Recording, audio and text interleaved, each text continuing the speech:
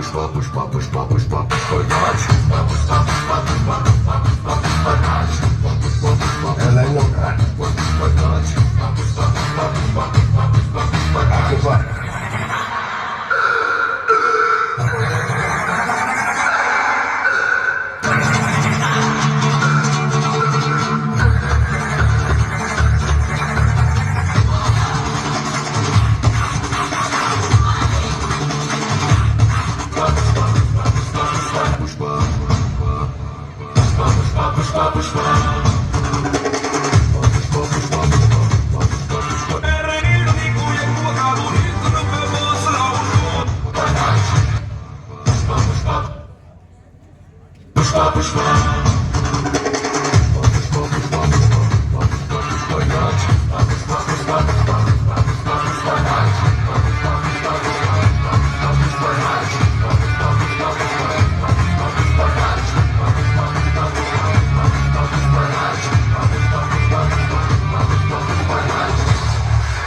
Asılıkta yediler.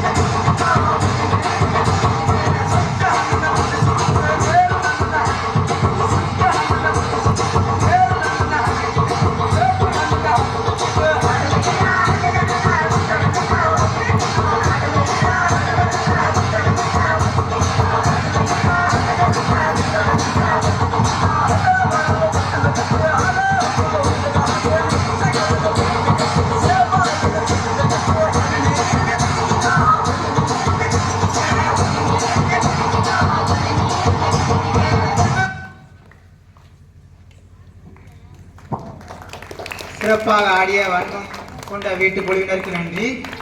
அடுத்தபடியாக நலம் விரும்பிகள். அடுத்ததாக நலம் விரும்பிகள்.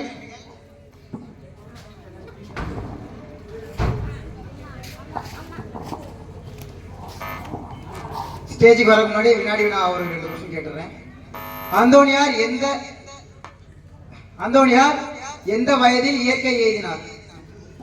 அந்தோணியார் எந்த வயதில் இயற்கை எய்தினார்?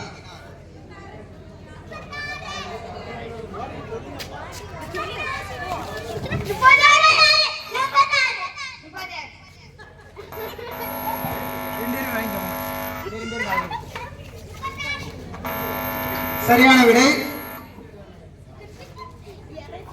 புனித அலங்கார உபகார மாதா திருத்தலத்தின் உயரம் என்ன? புனித அலங்கார உபகார மாதா திருத்தலத்தின் உயரம் என்ன? புனித அலங்கார மாதா உபகார மாதா திருத்தலத்தின் உயரம் என்ன? 153. சரியான விடை. புனித ஆரோக்கியநாதரின் வேறு பெயர்கள் என்ன? புனித ஆரோக்கியநாதரின் வேறு பெயர்கள் என்ன? ஜிகே கடலாம் சொல்ல மாட்டேங்கிறீங்க, அங்கேயே உட்காந்து சொல்றீங்க. கேட்டுட்டு சின்ன பிள்ளை தான் சொல்லுது. புனித ஆரோக்கியநாதரின் வேறு பெயர்கள் என்ன? கடவுள் பக்தி எல்லாம் போயிட்டு போல இருக்க.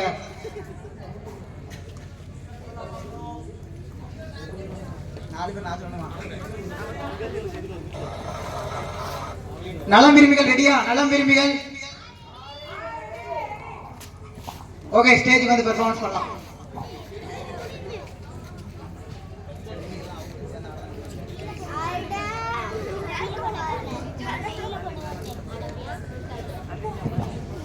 அடுத்ததாக ஆவலுடன் எதிர்பார்த்துக் கொண்டிருக்கும் அன்பியங்களுக்கிடையேயான பட்டிமன்றம் குழுவினர் தயாராக இருக்குமாறு கேட்டுக்கொள்கிறோம்.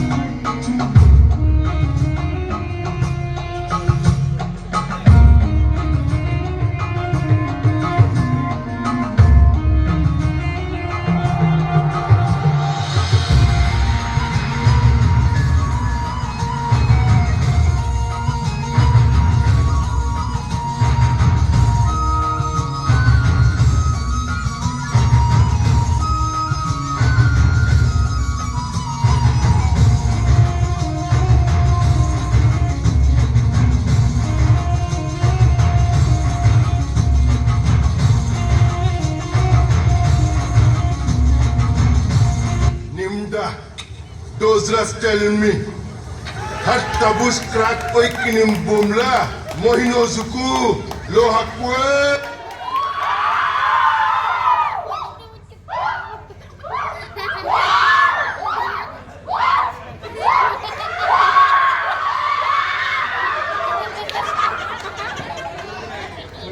சிறப்பாக ஆடிய நலம் விரும்பி குழுவினருக்கு நன்றி.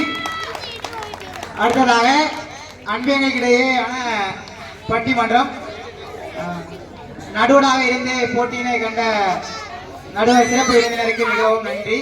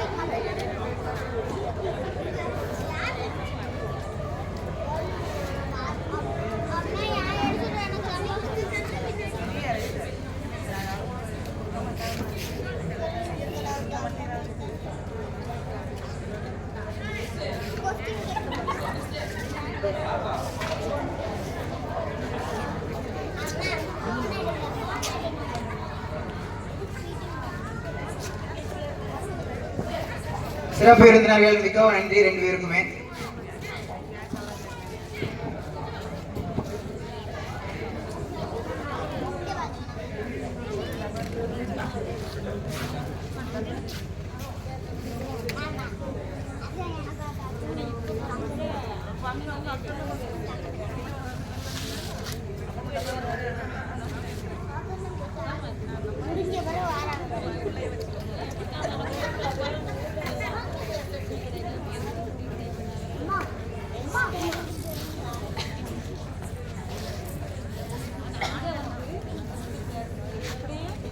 கண்டுபிடிச்சிங்களா? கொஸ்டினுக்கு ஆன்சர். புனித ஆரோக்கியநாதன் வேறு பெயர்கள் என்னன்னு கேட்டலாம். சொல்லி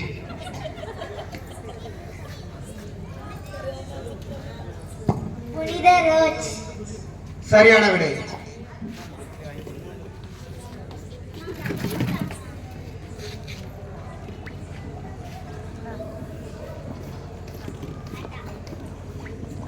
தூண் மாதா யாருக்கெல்லாம் பாதுகாவலராக கருதப்படுகிறார்? செவிலியர்கள். தூண் மாதா யாருக்கெல்லாம் பாதுகாவலராக கருதப்படுகிறார்?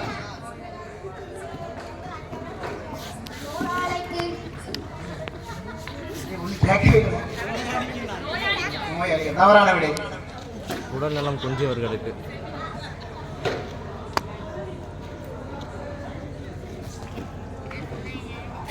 தூண் மாதா யாருக்கெல்லாம் பாதுகாவலராக கருதப்படுகிறார்?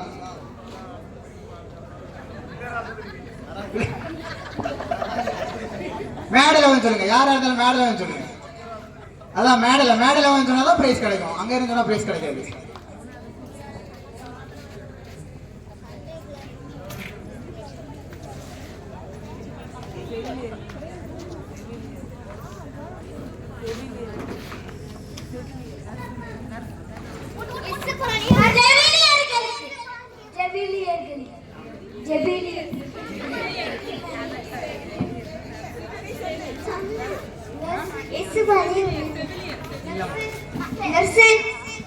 மருத்துவர் எழுத்து.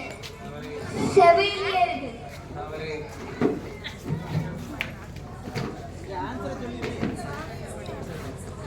சொல்லாம ஆன்சர் விட்டா இயேசு பணியா நாட்டுக்கு. அவங்க அதை சொன்னாங்க. ஏசப்பா ஏசப்பான்னு சொன்னா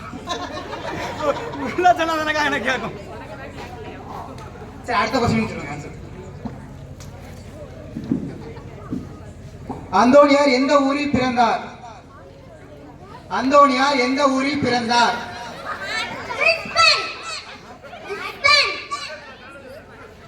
லிஸ்பன் சரிதான். ஒரு சரி, ஓகே, வாங்கி. போர்ச்சுகல் நாட்டுல லிஸ்பன் நகர்ல வந்தார். சரியான விடை. தம்பி கொண்டு கொடுத்துங்க.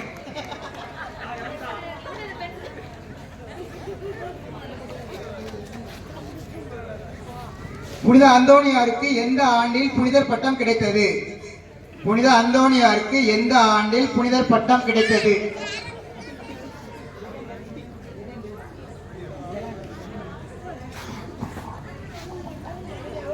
புனித அந்தோ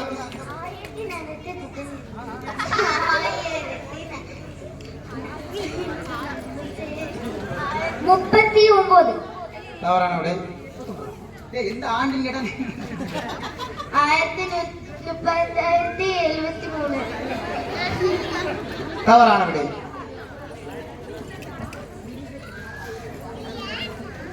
1973. 923. அது வரைக்கும் அங்க இருந்தாரா? 1232. சரியான விடை.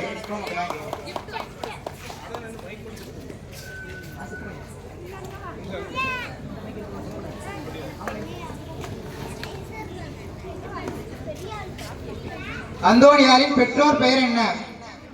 அந்தோனியாரின் பெற்றோரின் பெயர் என்ன?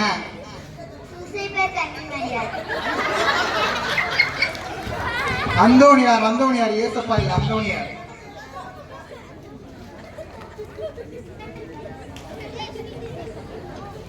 அந்தோனியாரின் பெற்றோரின் பெயர் என்ன?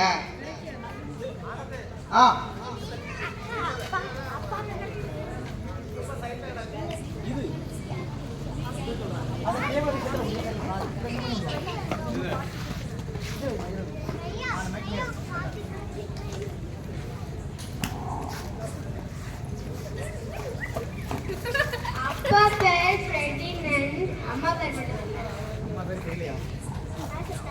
Martin and Mary.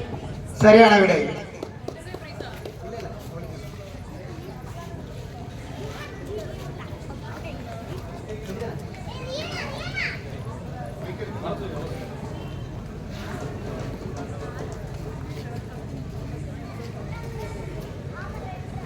எபிரேயத்தில் மிக்கேல் என்னும் பெயருடைய பொருள் என்ன?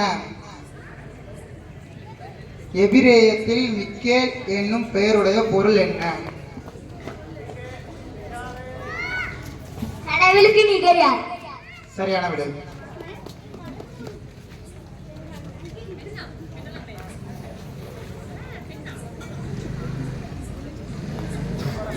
இதோ பட்டிமன்றம் ஆரம்பிக்க இருக்கிறது. பட்டிமன்றத்தில் கலந்து கொள்வோர் அனைவரும் மேடைக்கு வருமாறு மிகவும் மிகவும் பணிவன்புடன் கேட்டுக்கொள்கிறோம்.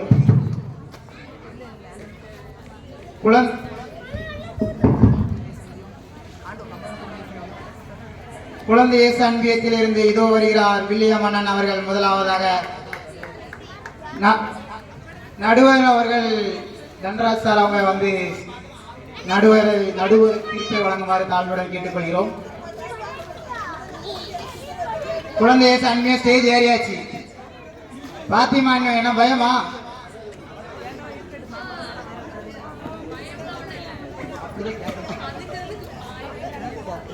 பதுங்கிறது வந்து பாயிரதுக்கா? இப்பதான் தெரியுது.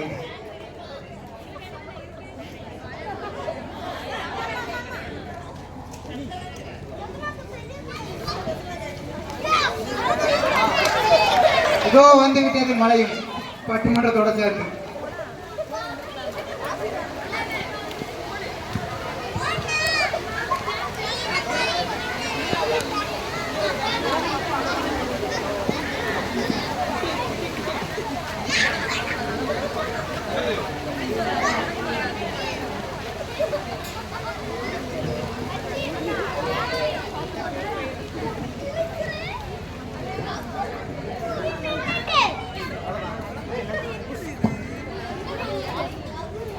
குழந்தை இயேசு அன்பியத்திலிருந்து 4 பேர் வந்தாச்சு. பாத்திமா அன்னை அன்பியத்தில் 3 பேர் தான் இருக்கீங்க.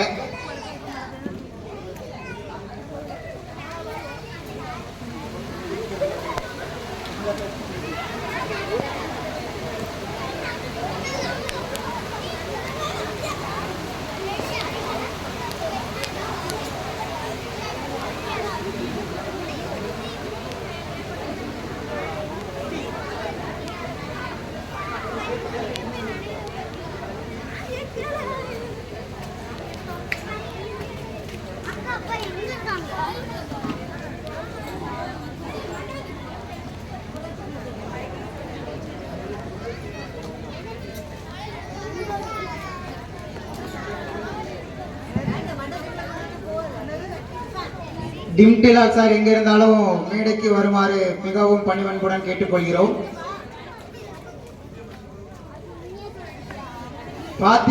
பாத்திமா அன்னை அன்பியத்தில் இருந்து டிம்டிலால் சார் எங்க இருந்தாலும் மேடைக்கு வருமாறு மிகவும் பணிவன்புடன் கேட்டுக்கொள்கிறோம்.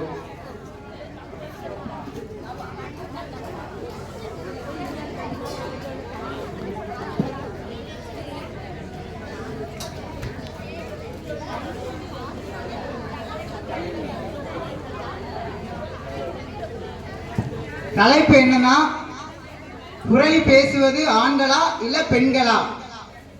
ஆண்கள் தான் பேசுறாங்க அப்படிங்கிற தலைப்புல வந்து குழந்தை இயேசு அன்பிய வந்து பேச வந்திருக்காங்க. பெண்கள் தான் பேசுறாங்கன்னு சொல்லிட்டு வந்து பாத்திமா அன்னை அன்பிய வந்து வந்திருக்காங்க. பாப்போம் யாரு ஜெயிக்கிறா என்னன்னு. குரலி அதிகம் பேசுபவர்கள் பெண்கள் தான்.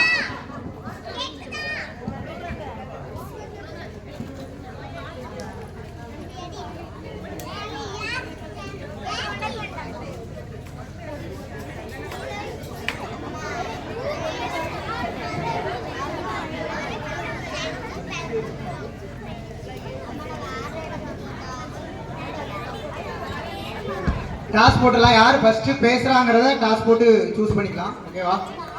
நடுவர்கிட்ட வந்து எடுத்துக்கங்க. 2 அன்பியத்துல இருந்து ஒருத்தர் வந்து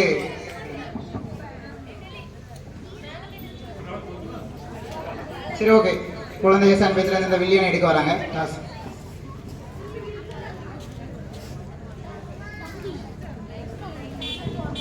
முதலாவது பேச போறாங்க குழந்தை இயேசு அன்பியம். சரியா? இதோ வந்து விட்டார் டிம்டி சார் அவர்கள்.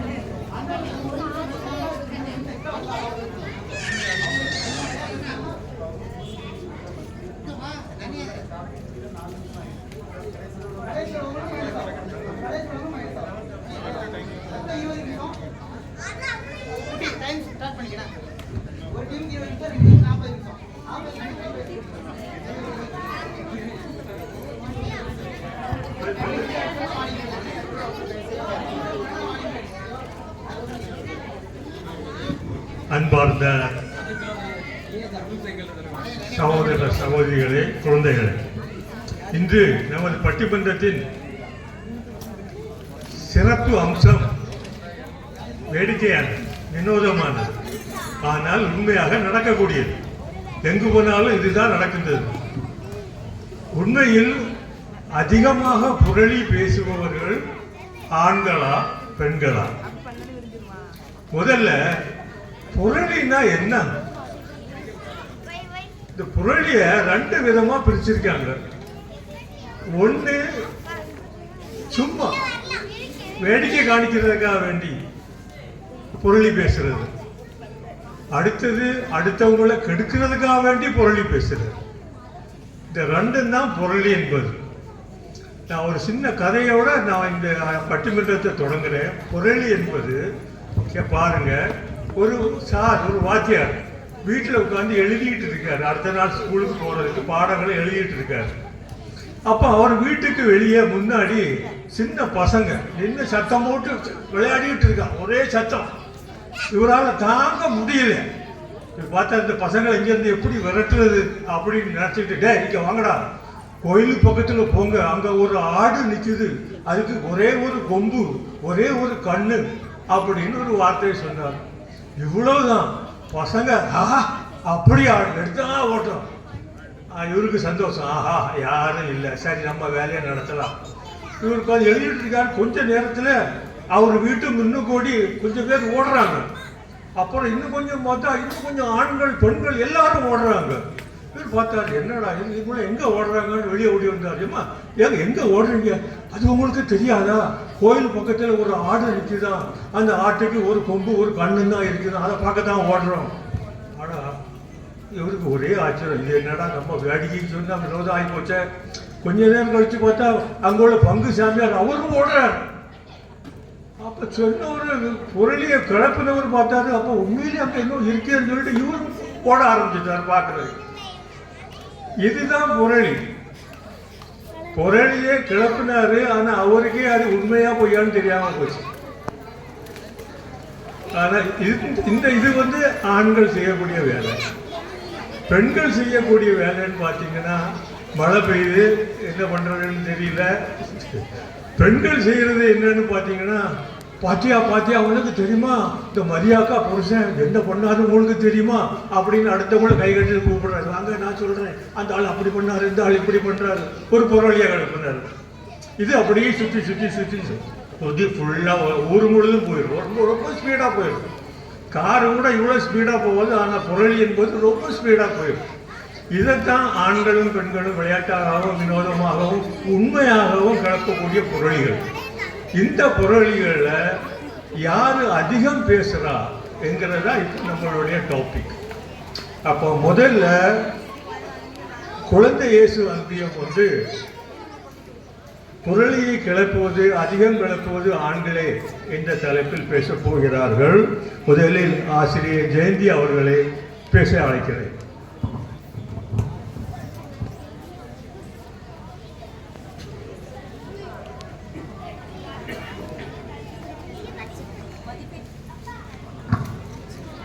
மதிப்பிற்கும் மரியாதைக்கும் உரிய நடுவர் அவர்களே, புரளி பேசுவதில் ஆண்கள் தான் சிறந்தவர்கள் என்ற தலைப்பில் பேச வந்திருக்கும் எனது அணி சகோதர சகோதரிகளை அனைவரும் வெற்றி புன்னகையுடன் இருக்கிறார்கள். மற்றும் எதிர் அணியில் வீம்பிற்காய் வீற்றிருக்கும் சகோதர சகோதரிகளை மற்றும் அவையோர் அனைவருக்கும் முதற்கண் எனது வணக்கத்தை தெரிவித்துக் கொள்கின்றேன். தலைப்பே அடிப்படையா தான் இருக்கு. துணிந்தவனுக்கு தூக்கும் இடையும் பஞ்சு மெத்தை தான். இந்த தலைப்பிற்கும் இந்த மேடைக்கும் ஒரு பொருத்தம் உண்டு. கொரோனா காலத்தில் இந்த மேடையை அதிகமாக பயன்படுத்தியது யார்? பெண்களா ஆண்களா?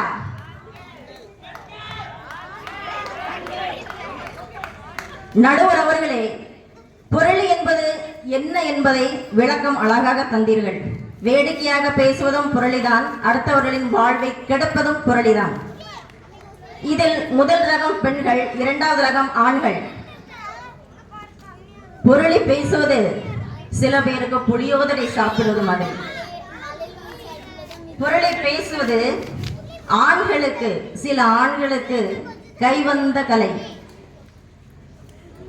கலைநயத்தோடும் கற்பனை வளத்தோடும் அவர்கள் பேசும் புரளியானது, புரளியை வைத்து திரைப்படமே வைக்க தொடங்கலாம், திரைப்படமே எடுக்கலாம். பொதுவாக பெண்கள் பேசும் புரளி பெரிய அளவில் யாரையும் பாதிக்காது. இப்படியே பேசிட்டு இப்படி போயிடுவாங்க, இப்படி பேசிட்டு இப்படி போயிடுவாங்க. கோயிலுக்கு கிழக்க ஒரு கூட்டம், கோயிலுக்கு மேற்க ஒரு கூட்டம், கோயிலுக்கு வடக்க ஒரு கூட்டம், கோயிலுக்கு தெற்க ஒரு கூட்டம். நம்ம ஊர்ல எல்லா இடத்துலயும் கொஞ்சம் கூட்டம் உண்டு தெரியும். இருந்தாலும் ஆண்கள் பேசும் புரளியானது மிகவும் கொடுமையான ஒன்று.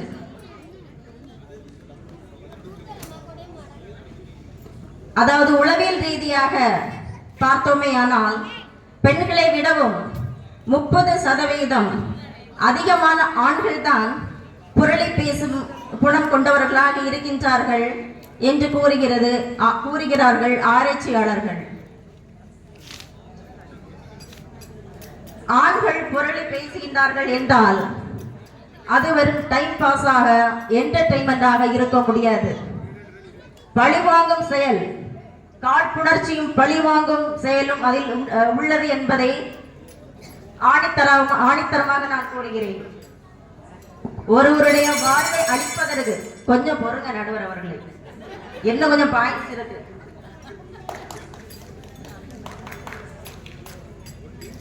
அதாவது எப்படி புரளி பேசுவது என்பதை ரூம் போட்டு யோசிப்பார்கள்.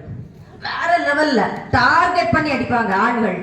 பெண்கள் அப்படி கிடையாது, பாவம். அதாவது புரளி பேசுவதற்கு சில பேர் கையூட்டையே வாங்குகிறார்கள் தெரியுமா? காசு வாங்கி கொண்டு புரளி பேசுபவர்களும் சமூகத்தில் இருக்கின்றார்கள் நடுவர் அவர்களே.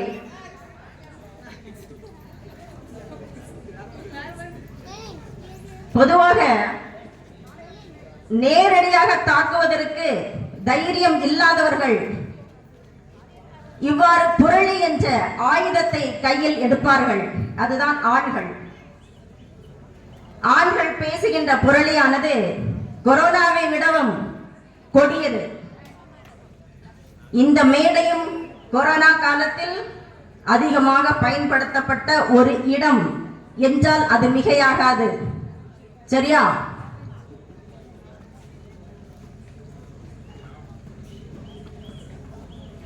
அதாவது வார்த்தைகளால் மட்டும் பேசுவது புரளி அல்ல. Action speaks louder than words.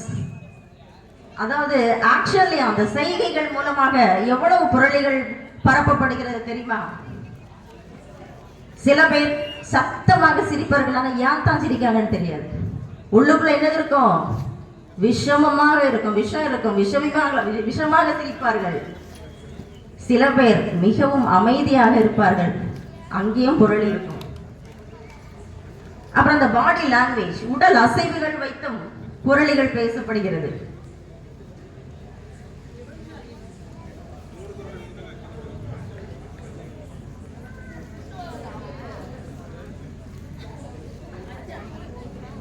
அதாவது ஆக்ஷன் வழியாக அதிகமாக புரளிகளை ஸ்ப்ரெட் பண்ணுவது ஆண்கள் மட்டும்தான் என்று ஆராய்ச்சிகள் கூறுகிறது. சில பேர் அவர்களுக்கு சாதகமான சூழ்நிலைகளை உருவாக்கி கொண்டு புரளிகளை பேசுவார்கள். ஆதலால் புரளி பேசுவதில் ஆண்களே சகலகலா வல்லவர்கள் என்று கூறிக்கொண்டு அமர்கின்றேன்.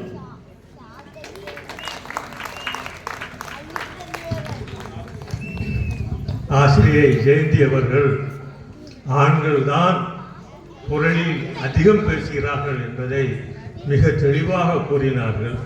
அதிலும் கொரோனாவை விட கொடியது அப்படி என்றார்கள். கொரோனாவில் ஆண்கள் புரளி பேசுகிறார்கள் என்றால் அது மக்களுடைய நன்மைக்காகத்தான் என்றுதான் எடுத்துக்கொள்ள வேண்டும். அவன் கொரோனாவில் அவன் ஆள் செத்து போனாரு இப்படித்தான் சொல்ல முடியுமே தவிர அவன் ஆளுக்கு கொரோனா பிடிச்சிருக்கு இப்படித்தான் சொல்ல முடியுமே. அவங்கள கெடுக்கிறதுக்கு ஏதாவது சொல்ல முடியுமான்னா எனக்கு ஆச்சரியமா இருக்கு. ஓகே, அது அது அது ஒரு வகையான புரளி என்று நாம் வைத்துக் கொள்ளலாம். வித் ஆக்ஷன், ஆண்கள் வித் ஆக்ஷனில் புரளி பண்ணுகிறார்கள், புரளி சொல்கிறார்கள் என்று அவருடைய முடிவான ஒரு பாயிண்டாக இருக்கிறது. ஒத்துக்கொள்வோம். ஆக்ஷனில் அதிகம் பேசுவது யார் என்று இது வரப்போகிறவர்கள் பேசுவார்கள். அதை நாம் கேட்போம். அடுத்தபடியாக லிவின் அவர்களை நிமில் அவர்கள் புரளி அதிகமாக பேசுவது பெண்கள் தான் என பேச வருகிறார்கள். அவர்களை வருகிறவர்கள் என்று அழைக்கிறேன்.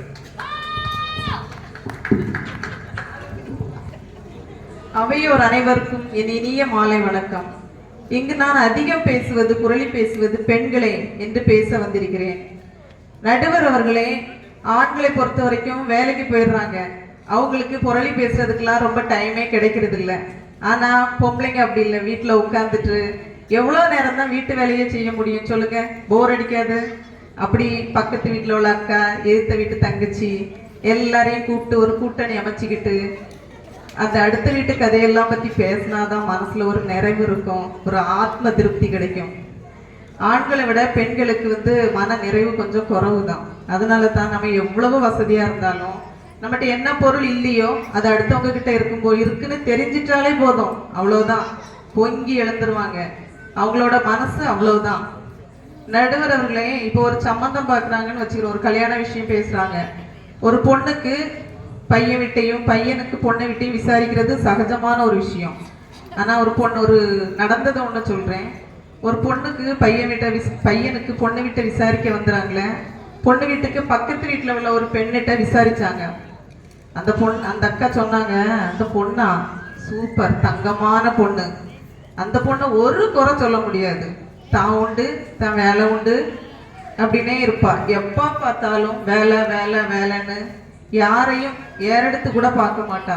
நீங்க தைரியமா அந்த பொண்ணை எடுக்கலாம் அப்படின்னு சொல்லிட்டு சொல்லுவாங்க பாருங்க. அங்கதான் இருக்கு ஒரு ட்விஸ்டே. என்ன சொல்லுவாங்க தெரியுமா? அந்த பொண்ணுக்கு வீட்டுக்கு அப்பா அம்மா இல்லாத நேரம் ஒரு பையன் அடிக்கடி வந்துட்டு போறான். அது மட்டும்தான் கொஞ்சம் கேள்விதான் பட்டேன், நான் என் கண்ணாலெல்லாம் பார்க்கல, கேள்விப்பட்டேன். நீங்க கொஞ்சம் பார்த்துடுங்க, எனக்கும் பிள்ளை இருக்கு பார்த்துடுங்க, நான் அப்படி தேவையில்லாம பேசக்கூடாதுல்ல, அதனால நீங்க கொஞ்சம் யோசிச்சுக்கிடுங்க. இப்படிதான் பெண்களோட புரளி பேச்சு இருக்கும். ஒரு நாள் ஒரு பக்கத்து வீட்டில் உள்ள ஒரு அக்கா வந்து என்கிட்ட ஒரு 1000 ரூபாய் கடன் கேட்டாங்க நடுவர் அவர்களே. நான் சொன்னேன், என் ஹஸ்பண்ட் ஃபாரின்ல இருந்து மனுஷன் பணமே அனுப்பி மாச கணக்காச்சு, நானே என் பிள்ளைகளும் சோத்துக்கே கஷ்டப்பட்டுட்டு இருக்கோம், ரேஷன் அரிசி கஞ்சி வச்சுதான் குடிச்சிட்டு இருக்கோம். எங்க கதையை கேட்டீங்கன்னா அது பெரிய கதை, பெரிய கதைக்கா, அதெல்லாம் உங்ககிட்ட சொல்ல முடியாது அப்படி சொன்னோன்னு அந்த அக்கா, எம்மா உனக்கு அம்மா அந்த நிலைமை, எவ்வளவு நல்ல பிள்ளை நீ, உனக்கு போய் கடவுள் இப்படி கஷ்டம் தந்திருக்காரு, நல்லா ஜெபம் பண்ணு சரியா, உனக்கு எல்லா பிரச்சனையும் தீந்துரும், இப்படிதான் சொன்னாங்க. நானும் இந்த அக்கா எவ்வளவு பாசமா நம்மகிட்ட பேசுறாங்கன்னு நினைச்சிட்டு வீட்டுக்குள்ள காலடி எடுத்து வைக்கல. அந்த அக்கா அப்படியே அடுத்த வீட்டு அக்காவை கூப்பிட்டு, இந்த நிமில் பிள்ளை இருக்காளே, ஒரு 1000 ரூபாய் கடன் கேட்டேன், ஒரு வாரத்துல தந்துறேன்னு சொல்லி கடன் கேட்டேன். அந்த அக்கா பேசுற அந்த அவ பஞ்சப்பாட்டு பாடுறதை கேட்டீங்கன்னா எனக்கு கண்ணில் கண்ணீரே வந்துட்டு. ஆனா பாத்தீங்கன்னா டெய்லி காலையில அவ வீட்டு வாசல்ல அமேசான்காரன் என்ன, பிளிப்கார்ட்காரன் என்ன டெய்லி வந்து நிக்கிறான். நைட்டு பார்த்தா ஸ்விக்கிக்காரன், ஒரே சிக்கன் பணம்.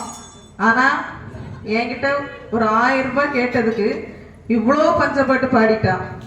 சரி, வீட்டுல இருக்க பெண்கள் தான் இப்படி பேசுறாங்கன்னு பார்த்தா வேலைக்கு போற பெண்கள்லயும் சில பேர் அப்படிதான் இருக்காங்க. ஒரு நாள் நானும் என் பையனும் ஒரு சூப்பர் மார்க்கெட்டுக்கு போனோம் நடுவர் அவர்களே. அங்க பாத்தீங்கன்னா இப்பதான் எல்லா சூப்பர் மார்க்கெட்லயும் ஜூஸ் ஷாப்பு, காஃபி ஷாப் அப்படி வச்சிருக்காங்கல்ல. அங்க போய் நானே என் பையனும் ஒரு காஃபி குடிக்கலான்னு போனோம். எனக்கு தெரிஞ்ச ஒரு பையன் ஒரு டேபிள்ல உட்கார்ந்துருந்தான். ஐயோ இது தெரிஞ்ச பையனா இருக்கு, அந்த பையன் கொஞ்சம் கருப்பா இருப்பான். ஆப்போசிட்ல இருந்த ஒரு பொண்ணு இருந்தா, அவ வந்து முதுக காமிச்சிட்டு இருந்ததுனால எனக்கு அவ்வளவு ஒழுங்கா தெரியல, நல்லா கலரா இருந்தா.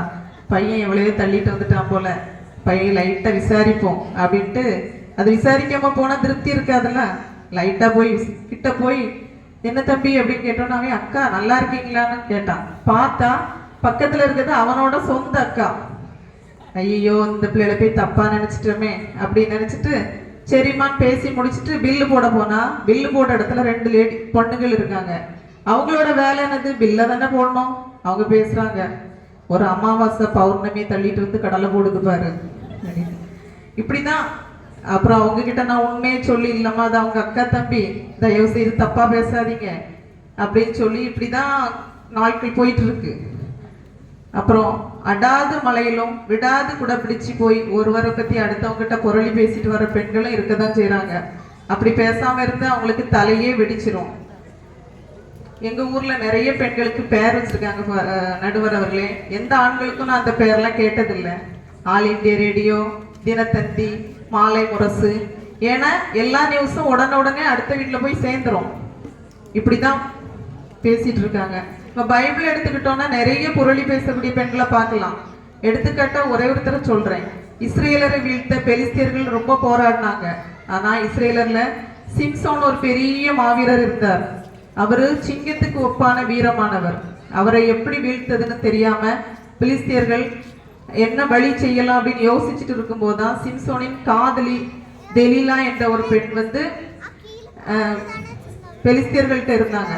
அவங்கள்ட்ட வந்து அந்த காதலியை இவங்க பேசி அவங்கள்ட்ட, நீ எப்படியாவது சிம்சோனோட வீரம் எதுல இருக்குன்னு தெரிஞ்சுக்கிட்டு சொன்னேன்னா அவரை ஈஸியா இஸ்ரேலரை நம்ம வீழ்த்திடலாம்னு சொன்னாங்க. அவரும் காதலன் வந்து சிம்சோன் தெலீலாவை பார்க்க வரும்போது அவங்க கேட்டாங்க, உங்க வீரம் எங்க இருக்குன்னு சொல்லுங்க. அவரு சொல்லவே இல்லை. அடுத்த நாளும் கேட்டாங்க, சொல்லல. 3வது நாள் ஓடு பெண்களோட வீக்னஸே அந்த அழுக தானே, அதை அழுது நீ என்ன நம்பவே இல்லை, நீ அதனாலதான் போய் சொல்ற அப்படின்னு சொல்லிட்டு நீ உன்னோட வீரம் எங்க இருக்குன்னு சொல்லணும் அப்படின்னு சொன்னோன்னா அவரும் சரி நம்ம விரும்புற பொண்ணு